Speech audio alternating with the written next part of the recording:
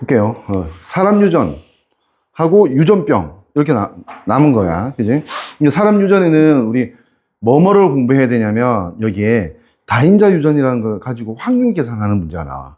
그런 쪽하고 뭐 되게 유명한 거 있지. 가계도. 그지? 이 두 가지 영역의 문제가 나온다고 생각하면 돼. 내용은 정말 형편없이 작아요. 적어. 내용은 정말 간단한데 문제풀이 접근 방법은 정말 복잡해. 정말 복잡해. 근데 그 중에서 내가 항상 지향하는 바는 모든 걸 다 하려고 하면 너네가 진짜 뭐라고 할까? 물릴 거야. 그 내용 때문에. 질 거야. 그럴 수 있거든. 그래서 문제에서 요만큼 딱 들어갈 수 있게 딱 만들고 그 다음에 좀 생각하는 연습을 할 수 있게 그렇게 만들고 저번처럼 예시 문제들도 좀 같이 풀어보는 시간을 확보를 할 수 있으면 좋겠어요. 알겠지? 그렇게 알고 있으면 되고. 자, 사람 유전은 이제 이거 중3 때도 배웠기 때문에 가계도 같은 거, 그지? 기본적으로는 좀 알고 있어. 상염색체가 사람 기준에서 22쌍 있다, 그지? 엄빠한테서 22개씩 받아서 크기 모양 같은 게 한 쌍씩 이렇게 22개가 있고, 크기 순서에 따라 번호가 1번부터 22번까지로 나눠져 있어. 1번이 제일 큰 거야. 그지? 근데 이 염색체 안에는 뭐가 있는 거야? 유전자들이 있을 수 있는 거야. 그지? 한 세트의 유전자가 3만 개 정도 있고, 그게 몇 세트에 들어가야 되냐면 23쌍. 맞지? 성염색체까지 하면 23개 맞지? 그지? 23개에 3만 개의 유전자가 다 들어가야 되기 때문에 평균적으로 하나의 염색체에는 서로 다른 유전자가 몇 개? 1400개 정도 들어가면 돼요. 1400 곱하기 23이 약 3만 될 거야. 뭐 말인지 알겠지?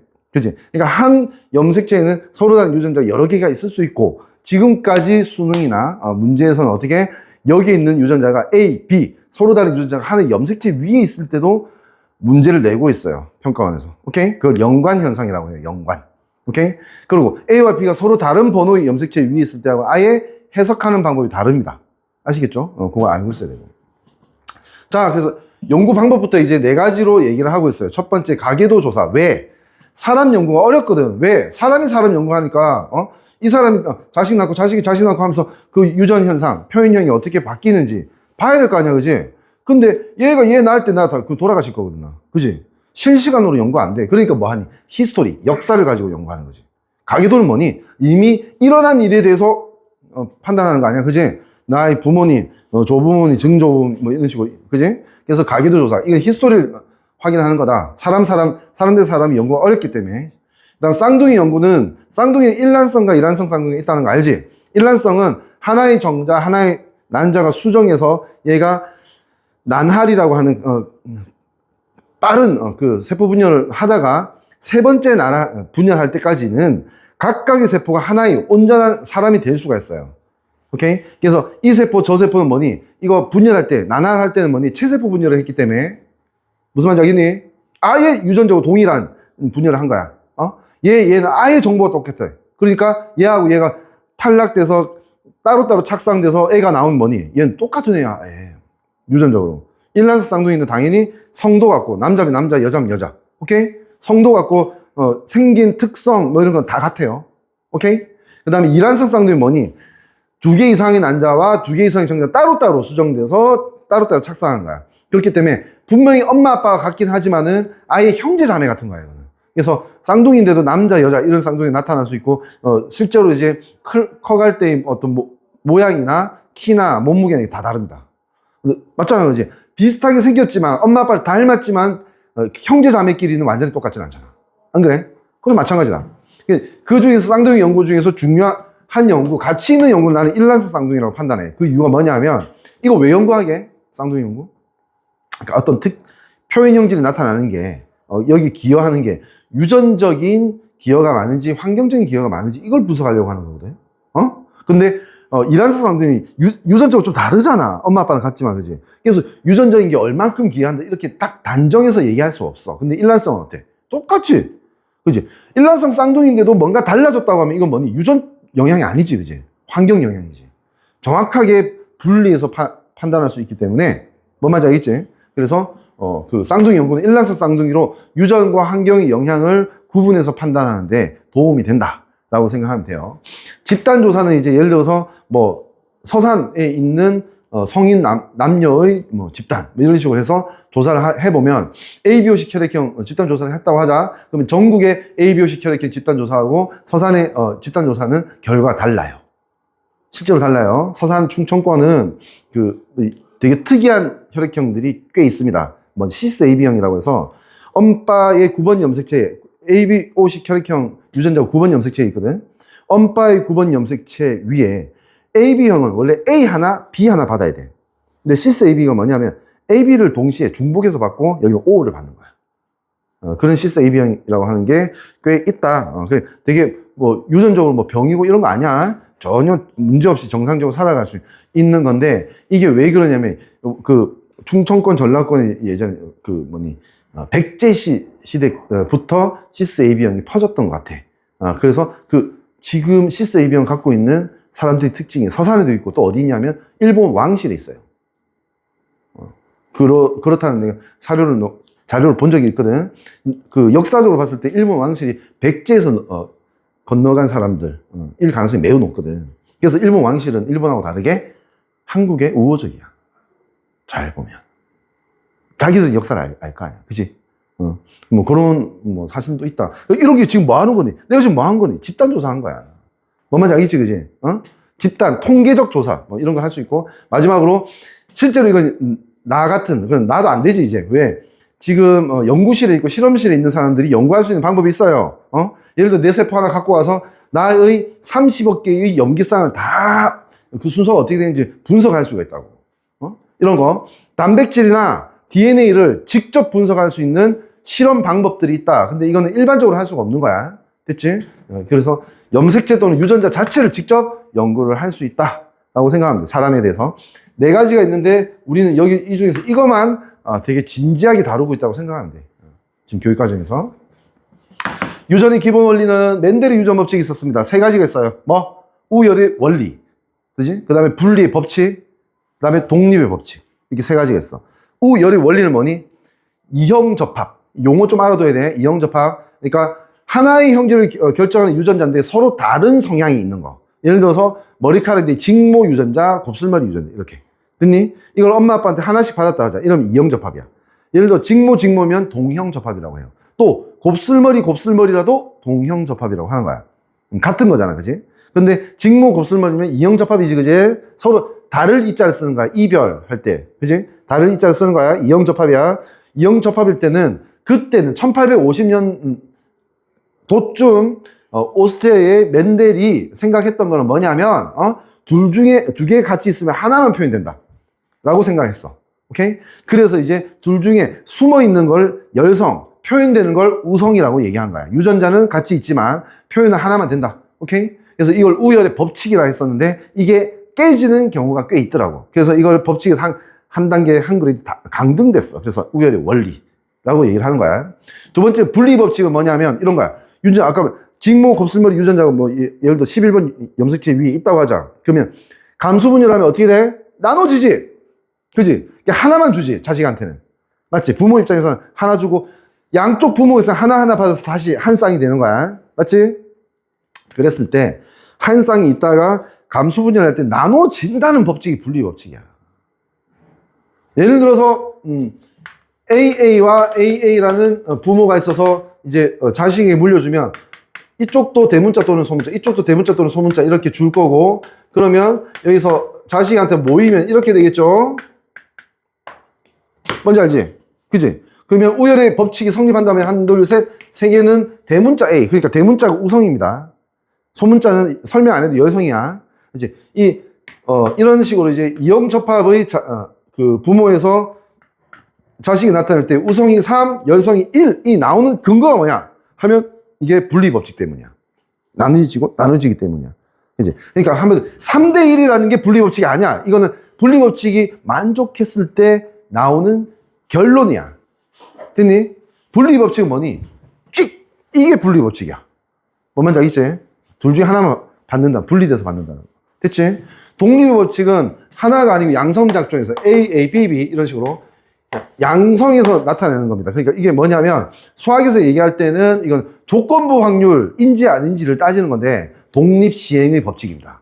이게 무슨 뜻이냐 하면 A 대문자, 소문자 중에 대문자를 받았다고 해서 B 대문자를 받을 확률이 50%보다 더 높고 이런 게 아니라는 뜻이야. 얘는 얘대로, 쟤는 쟤대로 독립적으로 전달된다는 뜻이야. 그러니까 영향을 미치지 않는다는 거지. A와 B 사이에. 오케이? 그런 거 독립법칙이라 하고, 이걸 현상적으로 봤을 때는 뭘 뜻하는 거냐 하면, 이 A라는 유전자가 뭐 예를 들어 9번, B라는 유전자가 11번이면 실제로 전달될 때 뭐니? 얘들 간에는 어떤 함수 관계가 없지, 그지? 그러니까 이 대문자 가도 대문자 갈 수 있고 소문자 갈 수 있고 그건 1대1이야. 뭔지 알겠지, 그지? 이렇게 된다고 하는 법칙이 독립법칙이라는 거 알아둬야 됩니다. 이해하고 넘어가고. 그 다음에 부모 유전자가 자손에게 전달되기 때문에 부모에서 하나씩 물려받는다는 거 알지, 그지? 요 정도 넘어갈게요. 그 다음.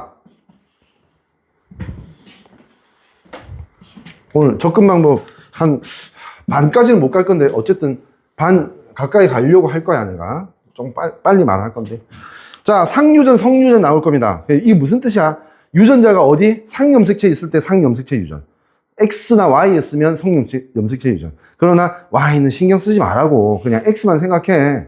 알겠지? Y 나오는 거 되게 특이한 문제고, 그렇기 때문에, 그냥 일반적으로 분석하는 문제에서 Y를 신경 쓰지 말고, 풀고 설명되면 끝내, 그냥. 알겠지? 설명 안 됐을 때만 의심하면 되는 거야. 자, 상유전은 아까 말했고, 이런 상유전 중에서 대립 유전자가 2가지인 경우가 있고, 3가지 이상인 경우가 있다. 라고 돼 있지, 그지? 대립 유전자가 뭐냐면 대문자, 소문자, 이게 대립 유전자야. 오케이? 종류가 대문자, 소문자면 2가지지, 그지? 근데 A, B, O, C의 혈액형은 A, B, O 3가지지, 그지?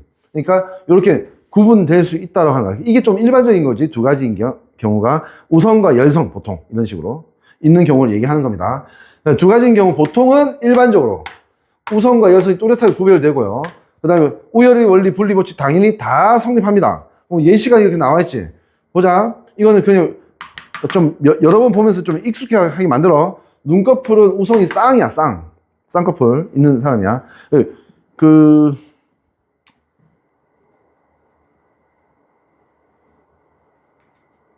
그럴 수는 있다. 이 문제는 뭐냐면, 외꺼풀 엄마 아빠에서 아기가 쌍꺼풀 나왔으면, 이건 위험한 거야. 무슨 말인지 알겠지? 절대 나올 수가 없는 거야. 무슨 말인지 알겠지? 쌍꺼풀에는 외꺼풀 나올 수 있지. 왜? 열성끼리 모일 수도 있잖아. 안 그래? 그거 조심해야지. 그다음에 보조개는 뭔지 알지? 이거 보조개 있는 게 우성이야. 이것도 똑같아. 그지? 없는데 애기가 보조개 귀엽다 이러고 문제가 있는 거야. 뭔 말인지 알겠지? 혐알기는 이거 말하는 거야. 요렇게 많은 거야. 따르게 많은 거야. 이거 아닙니다. 요거 안 되는 사람, 집에 가서 안 되면 나는 왜 열성일까? 라고 생각을 해볼 수 있지만 살아가는 데는 전혀 문제가 없습니다. 됐죠? 다음, 귓불 모양은 나처럼 이렇게 내려갔다 올라가는 게 분리형이야. 윗 이렇게 붙어 있는 게 부착형이야. 오케이? 분리형이 이겼어. 우성이야. 됐죠? 오케이? 그 다음에 이마선은 이 B자, M자가 뭐냐? 원숭이처럼 생긴 애 있잖아. 그지? 그게 M자야. 그 다음에 일직선이 일자야. 오케이? 됐죠? 요게 이제 우성이다. 라고 얘기하는 거지. 여러분 보면서 익히면 되는 거야. 됐죠? 넘어갈게요.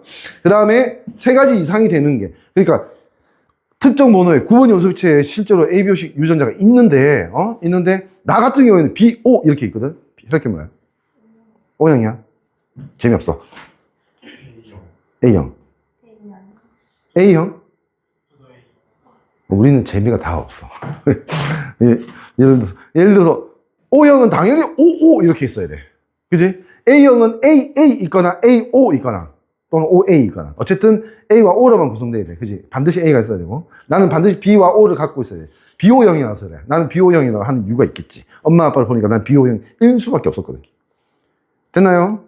이런 식으로 이제 판단을 하면 되는 거고, 그래서 자리에 들어올 게, 어쨌든 O도 들어오고, A도 들어올 수 있고, B도 들어올 수 있잖아. 그지? 그러니까 2개가 아니고 3개 이상이잖아. 그럼 이걸 뭐라고 하냐면, 중복된 대립 유전자가 있다. 라고 해서, 복대립 유전이라고 얘기합니다, 이거.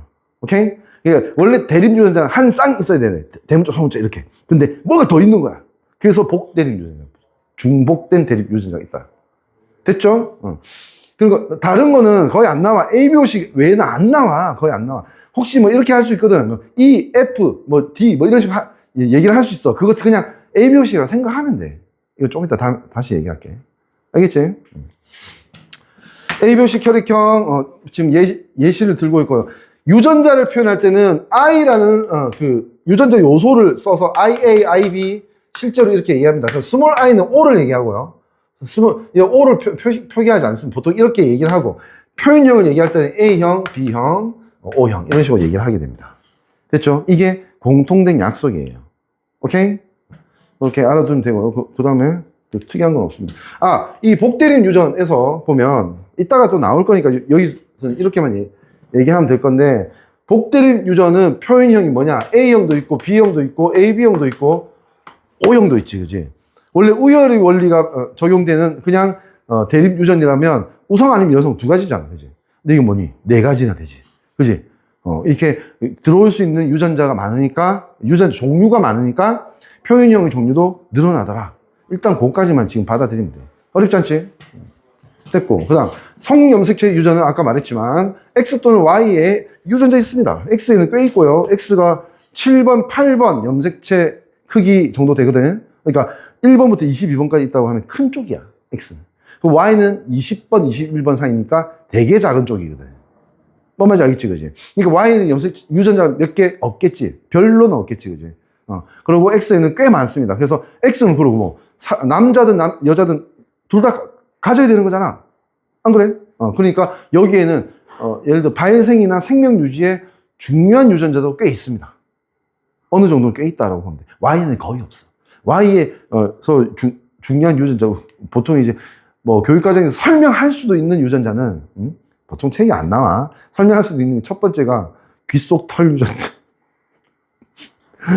그 다음에 성결정 유전자라고 하는 게 있어. Y 염색체의 그 유전자가 정상이고 발생할 때 엄마 뱃속에서 정상적으로 그 단백질 발현이 되면 뭐가 되냐면 남자가 돼. 근데 이게 발현이 안 되면 여자가 됩니다. 무조건. 그러니까 여자가 기본 플랜이야. 기본 플랜이고 여기서 뭔가를 블락킹이 되면 이제 남자로 이제 우회해서 발생을 한다. 이렇게 생각하면 돼. 근데 그럴 수도 있지. XY 염색체 있어. 남자 같아. 근데 Y 염색체 그 유전자가 잘못돼 있어. 그럼 어떻게 돼? 발현이 안 될 수 있지. 그럼 XY 가지고 있으면서도 뭐가 될 수 있다? 여자가 될 수 있습니다. 오케이? 유전적으로, 과학적으로, 합리적으로. 오케이? 그렇게 알고 있으면 되고요. 이 성염색체 유전에서 가장 중요한 특징은 뭐냐면, 뭐 잘못된 병이라고 해서 무조건 열성 유전은 아닙니다. 우성이 될 수도 있어요. 잘못된 병도. 알고 있어야 되고, 첫 번째로. 됐니? 그러고 그 열성이든 우성이든 이 성염색체 유전은 남자는 XY고 여자는 XX를 갖고 있기 때문에 X 염색체에 있는 유전자에 뭔가 문제가 생긴다라고 한다고 하면 발현 확률, 빈도가 남녀는 명확하게 달라집니다.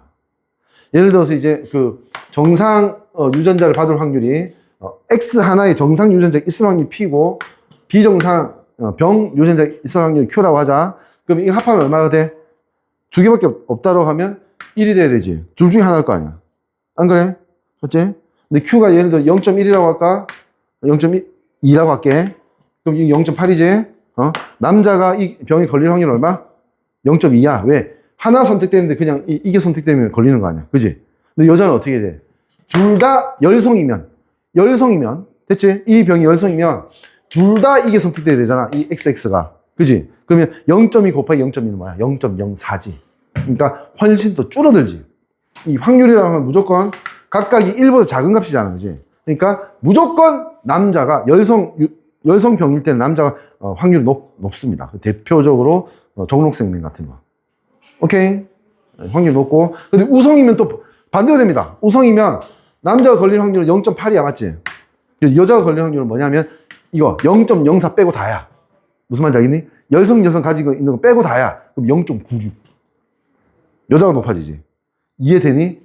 이런 서술이 나올 거라고 시험에. 알겠지? 이해하고 찍어야 돼. 판단해야 돼. 그래서 이제 형질이 나타나는 빈도가 다르다를 좀 구체적으로 설명한 겁니다. 아시겠죠? 열성일 때는 남자가 높고 열성병일 때는 우성병일 때 여자가 높다. 오케이? 이렇게 알고 있으면 되고. 정록생명, 혈우병 이런 게 나왔습니다. 정록생명은 적색과 녹색을 구분을 잘 못하는 걸 얘기하는 겁니다. 정록생명 혹시 있니? 없어? 안타깝다. 군대 안 가는데. 자, 정록생명이면 군대를 안 갈 수 있습니다. 아군인데 막 조건 쏘고 뭐 이러거든. 그래서 못 보내는 거지. 빨간색, 초록색 구분 못 하는 거고, X 염색체에 있고, 조심해야 될 거는 모든 생명이 X에 있는 건 아니야. 다른 생명들도 있거든. 그건 상염색체에도 꽤 있습니다. 근데 주로 나오는 거는 정호 생명입니다. 구분을 할 수 있어야 되고. 됐고요. 정상 유전자 우선이고, 얘는 열성 유전이야. 혈우병도 마찬가지입니다. X 염색체 열성 유전입니다. 됐죠? 혈우병은 뭐니? 상처가 나는데 피가 이렇게 굳어야 되잖아, 그지? 근데 계속 나는 거야. 피가 안 굳는 병. 헤모필리아. 혈우병이라고 얘기합니다. 됐죠? 똑같은 원리고, 여기서 이제 설명할 수 있는 건 뭐냐면, 남자는 X를 하나 갖고 있기 때문에 성유전에서는 가계도 얘기할 때도 뭐, 그냥 유전자 쓰면 돼. 왜 하나밖에 없잖아. 근데 여자는 아래 위를 보면서 분석해서 써야 됩니다. 예를 들어 우성인 때 우일 수도 있고 우열일 수도 있잖아, 유전자가. 그지? 뭘지 모르니까 그걸 확률로 계산하는 문제가 나올 거라고, 가계도에서. 알겠지? 남자는 정성 이렇게 있고, 여자는 뭐야? 정상에 병 이렇게 해서 정로생이 될 수도 있지만은 뭐다? 이것도 될 수 있다는 거야. 뭐 정상과 병을 같이 갖고 있으면 정상이지. 이거는 정상이 우성이니까, 그지? 이런 걸 뭐라고 한다? 캐리어라고 하면 캐리어. 영어로는 캐리어, 우리나라 말로 보인자. 그러니까 그 표현은 안 되지만 갖고 있는 것이 유전자를. 오케이? 그렇게 얘기를 한다라고 알아두시면 되겠습니다. 넘어갈게요. 다인자 유전이 나오네. 다인자 유전은 하나의 표현 형질을 결정하는데 기여하는 유전자 쌍이 여러 번호에 여러 개 있을 때 다인자 유전이라고 해요. 보통은 아까 뭐 말했던 거, 뭐 귓볼, 뭐 이런 거 있잖아, 그지? 이런 거 딱 한 쌍이 하나 딱 결정하는 거야. 머리카락 딱 한 쌍이 하나 결정하는 거야, 이렇게. 근데 보통 이제 온몸에 나타나야 되는, 균일하게 나타나야 되는 형질들이 보통 다인자 유전에 속할 수 있습니다. 키, 피부색, 몸무게, 지능, 이런 것들이 다인자 유전에 해당된다. 그러니까 한 유전자 쌍으로 뭔가 완전히 결정되는 게 아니다, 이런 뜻이야. 다인자 유전을, 근데 그럴 수 있어. 하나의 다인자 유전 표현 형질을 기여하는 게 이게 세 쌍이 있다고 하자. 근데 이게 한 80% 기여하고 얘는 5%, 얘는 15% 이렇게 기여할 수 있어, 실제로는. 근데 그렇게 기여 비율이 다르면 이걸 문제 내기는 거의 불가능해집니다. 너무 복잡해져. 오케이? 그래서 실제 평가원에서 문제 낼 때는 어떻게 하냐면, 얘들이 다 동등하다, 기여하는 바가 동등하다. 그래서 이 유전자도 대문자, 소문자 있다고 하면 어떻게 해석하게 만드냐면, 대문자의 개수에 따라 합쳐졌을 때 대문자 개수에 따라 표현 형질이 연속적으로 좀 바뀐다. 여기 피부색이라면 대문자 이게 세 쌍이 있으면 6개 유전자가 있는 거 아니야, 그지? 대문자 6개면 제일 진하고, 대문자 1개면 제일 희고, 대문자 3개면 딱 중간 색깔이고, 이런 식이야. 그치? 이제 다인자 유전 문제에서 뭐 대문자의 개수에 따라 표현이 결정돼, 이건 이제 안 읽어도 돼. 이거 외에는 안 나오니까, 예외 없으니까. 무슨 말인지 알겠지? 그것까지 알아두고요. 다인자 키, 몸무게, 피부색, 지능 뭐 이런 거 얘기했습니다. 표현형이 다양하게 나타날 수밖에 없어. 예를 들어 이게 3개면 그렇겠지만은 10개면 어떻게 돼? 10개면 10쌍이면 유전자 자리가 20개야. 그러면 대문자 개수는 몇 개? 21개야. 왜? 0개부터 20까지 있으니까. 1부터 20이 20개인데 0부터 20이 있으니까 21개야. 그지? 그러면 이렇게 이런 식으로 나타나는 거지, 표현형이. 원래 우열의 원리가 성립한다면 우성 몇 명, 여성 몇 명 이렇게 딱 2개만 나타나야 되지. 근데 다인자 유전 다다다다다다다다다다다 이런 식으로 연속적으로 나타나니까 이게 확률 통계에서 얘기하는 정규 분포 곡선처럼 나타난다. 정규 분포 곡선, 이렇게 평균을 기준으로 대칭되게 만든 분포 곡선 얘기하는 겁니다. 됐죠? 그런 식으로 나타난다라고 하는 거 정상 분포 곡선이라고 되는데, 정규 분포 곡선 같은 말입니다. 아시겠죠? 이렇게 알고 있으면 돼요. 내가 봤을 때 여기서부터 이제 본격적으로 접근 방법으로 들어가거든. 근데 조금 피곤해 보이거든. 쉬는 시간에 지금 가지자. 알겠지? 그리고 쉬고 싶으면 좀 엎드려 자도 되고. 그러고 나서 이거 본격적으로 들어가겠습니다. 이제 교재를 준비해 놓을게요.